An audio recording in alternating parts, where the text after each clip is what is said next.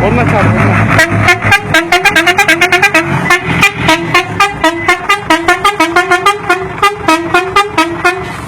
Faro Hussein.